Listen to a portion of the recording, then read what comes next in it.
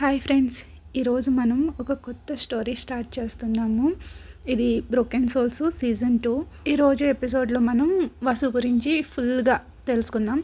సరే, వసు గురించి నేను చెప్పను కానీ వసునే మీతో చెప్తుందంట. సో తన మాటల్లోనే తెలుసుకుందాము.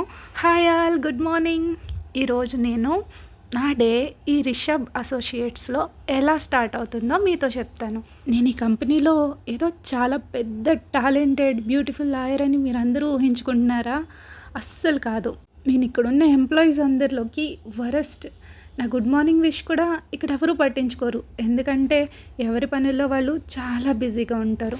వర్కర్స్ దగ్గర నుంచి క్లీనర్స్, సెక్యూరిటీ అందరూ వాళ్ళ పనులు చూసుకుంటూ ఉంటారు. ఇక్కడ ఖాళీగా ఎవరైనా ఉన్నారా అంటే అది నేనే. నేను ఈ ఆఫీస్లో జాయిన్ అయ్యి దగ్గర 6 months అవుతుంది. ఈ 6 monthsలో నేను ఏదైనా వర్క్ చేశానా అంటే 2 times చేశాను.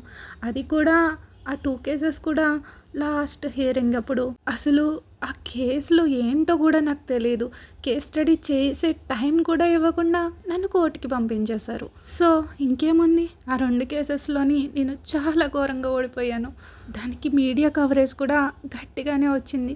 సో వాటి తర్వాత నేను మళ్ళీ లా యూనిఫామ్ వేసుకుని కోర్టు మెట్లు ఎక్కిందే లేదు. ఆ తర్వాత మా ఆఫీస్లో ఎన్ని స్టెప్స్ ఉన్నాయా, ఎన్ని విండోస్ ఉన్నాయా, ఎన్ని సీసీ క్యామ్స్ ఉన్నాయా అనుకుంటూ లెక్క పెడుతూ టైం గడుపుతూ ఉన్నాను. అవును, ఇంకా మంత్ ఎండింగ్లో ఏమైనా ఇంపార్టెంట్ కేసెస్ ఉంటే వర్క్ చేసే వాళ్ళకి కావాల్సిన జిరాక్స్ కాపీస్ తీసి ఇవ్వడం చేస్తూ ఉంటాను. ఇంత పెద్ద ఆఫీస్లో నాకు జాబ్ వచ్చిందంటే నాకేమైనా కనెక్షన్స్ ఉన్నాయా అనుకుంటారేమో.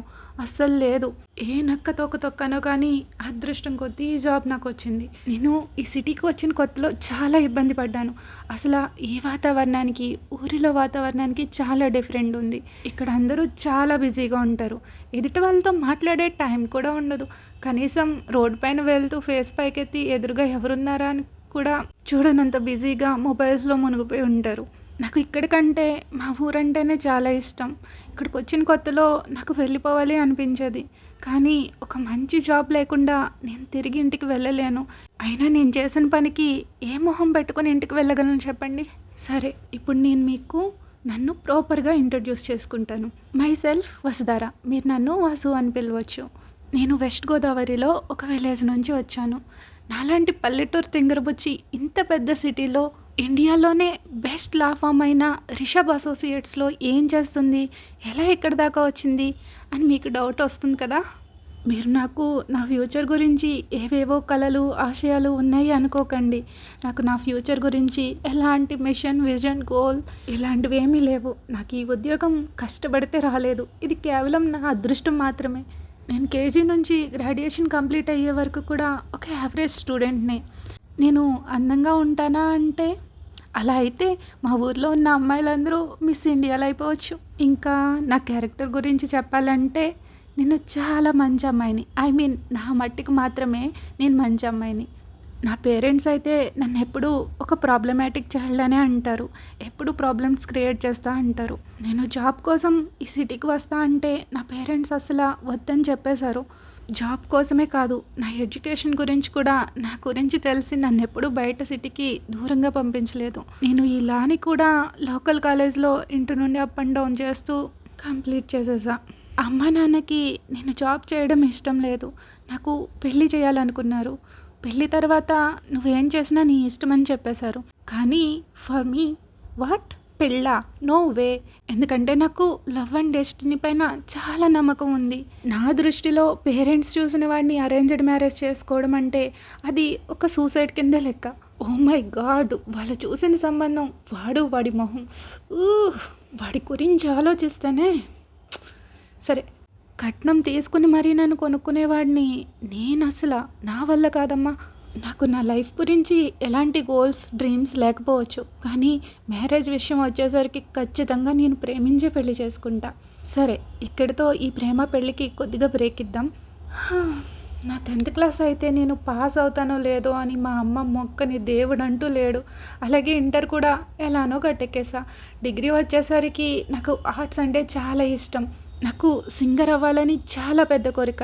నాకు సింగింగ్ అంటే చాలా ఇష్టం. సాంగ్స్ కూడా బాగా పాడతాను. అందుకే మా ఇంట్లో నా చదువు సర్టిఫికేట్స్ కంటే మ్యూజిక్ కాంపిటీషన్‌లో వచ్చిన ట్రోఫీసే ఎక్కువుంటాయి.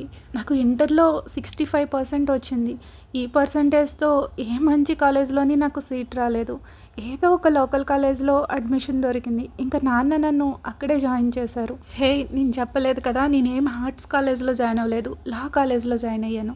అసలు నాకు ఇలా చదవాలి అన్న ఆలోచన ఎక్కడి నుంచొచ్చింది? అది ఒక బిగ్ సీక్రెట్. అది నేను మీకు చెప్పను. నా డిగ్రీ ప్లాన్స్ గురించి చెప్పగానే ఈవెన్ మా పేరెంట్స్ కూడా షాక్ అయ్యారు. "ఏంటి లా చేస్తావా? జోక్ చేస్తున్నావు కదా!" అన్నారు. జోకా? నో. సో, అలా ఒక లోకల్ కాలేజ్‌లో 5 ఇయర్స్ బ్యాక్‌లాగ్ క్లియర్స్ చేస్తూ ఎలాగో నా లా డిగ్రీ కంప్లీట్ చేసేసాను. హమ్మయ్య! ఇప్పుడు ఇంత కష్టపడి పేపర్స్ అన్నీ క్లియర్ చేసి ఇలా ఖాళీగా ఉంటే ఎలా? వర్క్ చేయాలి కదా! అప్పుడు ఫస్ట్ నా కళ్ళు రిషబ్ అసోసియేట్స్ మీదే పడ్డాయి. ఈ కంపెనీ ఇండియాలోనే చాలా పెద్ద కంపెనీ. చాలా సిటీస్‌లో చాలా బ్రాంచెస్ ఉన్నాయి. వాళ్ళ మెయిన్ బ్రాంచ్ ఢిల్లీలో ఉంది. ఎలా అయినా సరే నేను అందులో జాబ్ సాధించాలి అని జాబ్‌కి అప్లై చేయడానికి ల్యాప్‌టాప్ స్క్రీన్ ఓపెన్ చేసి, వాళ్ళ వెబ్‌సైట్ ఓపెన్ చేసి చూడగానే నా గాలి మొత్తం పోయింది. అందులో జాబ్ కోసం అప్లై చేయాలంటే మినిమమ్ 85% ఉండాలి. నాదేమో సెకండ్ క్లాస్. అందులోనూ చాలా బ్యాక్‌లాగ్స్‌ని క్లియర్ చేశాను. నేనెలా అయినా ఈ కంపెనీలో జాబ్ కొట్టాల్సిందే. పోనీ వేరే జాబ్ ఏమైనా, వేరే పోస్ట్ ఏమైనా ఉందా అని కనీసం రిసెప్షన్ వర్క్ అయినా పర్వాలేదు అని చూస్తే దానికి కూడా నా పర్సెంటేజ్ సరిపోలేదు. నా కలలన్నీ కరిగిపోతున్నప్పుడు స్క్రీన్ పైన ఒక నోటిఫికేషన్ పాపప్ వచ్చింది. అది ఓపెన్ చేసి చూస్తే వాళ్ళ కంపెనీలో ఎలాంటి ఇంటర్వ్యూస్ రిస్ట్రిక్షన్స్ లేకుండా ఓన్లీ డిగ్రీ పాస్ అయితే చాలు ఆ సర్టిఫికేట్స్తో జాబ్ ఓపెనింగ్స్ ఉన్నాయని. సో ఈ ఆపర్చునిటీ నేనెందుకు వేస్ట్ చేస్తాను? వెంటనే అప్లై చేసేసా. నాకు చాలా హ్యాపీగా అనిపించింది. ఇంకా వాళ్ళ నుంచి కన్ఫర్మేషన్ కాల్ వస్తే చాలు వెంటనే జాయిన్ అయిపోవడమే అనుకున్నాను. ఈ విషయం ఇంట్లో చెప్తే ఎవ్వరూ నమ్మలేదు. రిషబ్ అసోసియేట్సా? అలాంటిది ఎప్పటికీ జరగదు. నువ్వేదో పొరబడి ఉంటావని డీమోటివేట్ చేశారు. ఆ తర్వాత చూస్తే నాతో పాటు thousands of members apprentice job కోసం అప్లై చేశారు. ఎందుకు వాసు నీ టైం వేస్ట్ చేసుకుంటున్నావు? అంతమందిలో నీ లైఫ్ని టెస్ట్ చేసుకుంటున్నావా అని అందరూ నవ్వారు. కానీ నేను మాత్రం నన్ను ఎలాగైనా వాళ్ళ కంపెనీలోకి తీసుకోవాలని దేవుడిని వేడుకుంటూనే ఉన్నా. ఏ దేవుడు విన్నాడో కానీ ఫైనల్గా 1 వీక్ తర్వాత నాకు వాళ్ళ నుండి ఆఫర్ లెటర్ వచ్చింది. అది చూసి నాకు కాళ్ళు నేల మీద నిలబడలేదు. ఆనందంతో ఎగిరి జంప్ చేశా, ఫుల్ డ్యాన్స్ చేశా.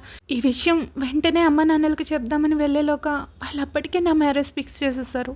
నేను అస్సలు మ్యారేజ్కి రెడీగా లేను. నేను ఇంకా ఒక్క క్షణం కూడా ఆలోచించకుండా ఆ రాత్రికే ఢిల్లీ పారిపోయి వచ్చేసా.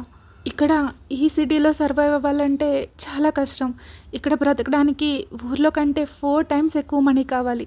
నేను చేసిన పనికి పెళ్ళి ముందే పారిపోయి వచ్చేసానంటే ఊర్లో అంతా ఎలా ఉంటుందో తెలుసు కదా!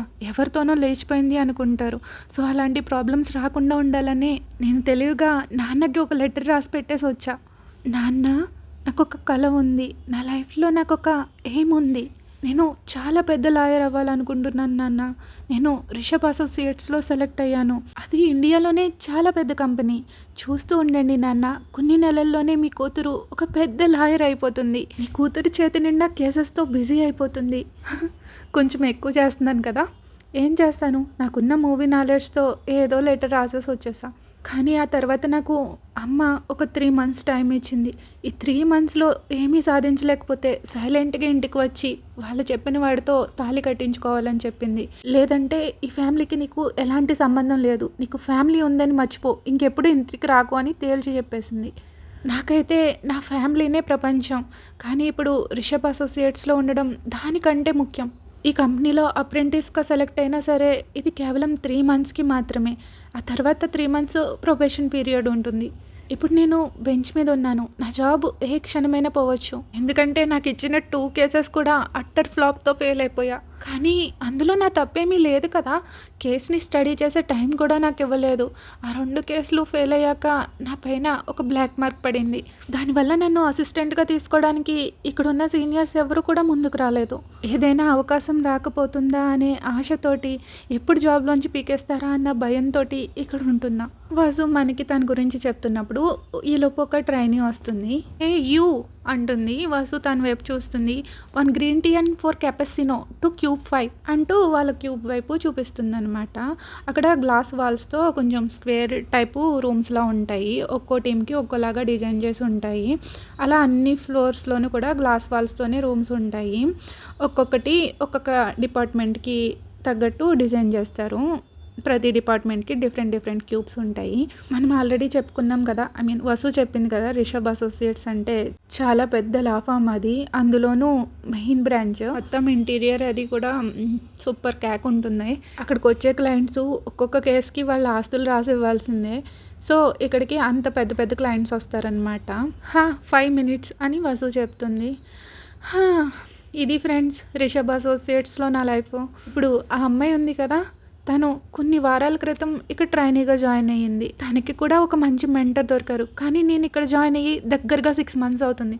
నన్ను మాత్రం ఎవరూ తీసుకోలేదు. అసలు ఇక్కడ ఎవరికీ నా పేరు కూడా తెలియదు. అందుకే చూసారుగా ఇందాక ఆ అమ్మాయి షీ కాల్డ్ హే యూ అంట.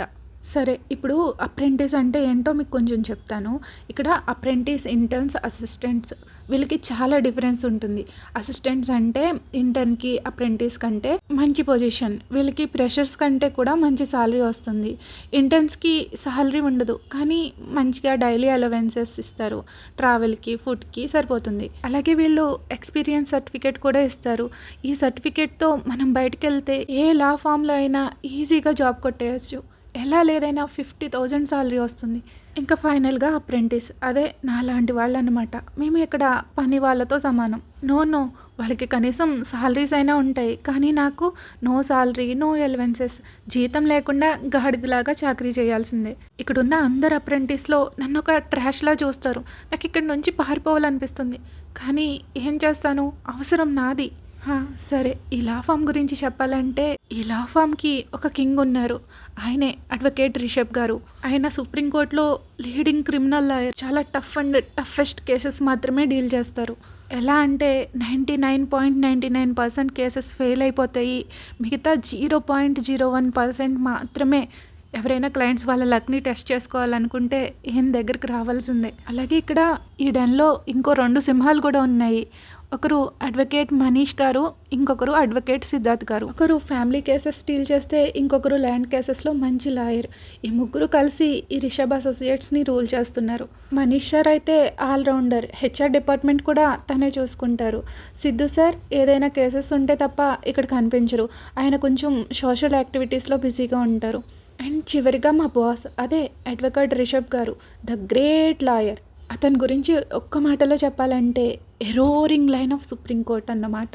సో ఆయన ఒక్కొక్క కేసుకి లక్షల్లో ఫీజు తీసుకుంటారు. నేను ఇక్కడ జాయిన్ అయ్యి ఎన్ని మంత్స్ అవుతున్నా కూడా అతన్ని ఎప్పుడూ ఫేస్ టు ఫేస్ చూడలేదు.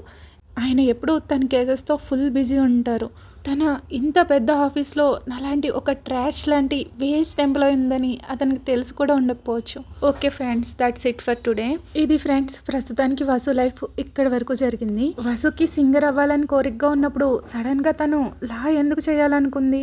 తనకి రిషబ్ అసోసియేట్స్లో ఎలాంటి సాలరీ లేకపోయినా తనని ఒక పనిదానిలా ట్రాష్లా ట్రీట్ చేస్తున్నా కూడా అక్కడే ఉండాల్సిన అవసరం ఏంటి?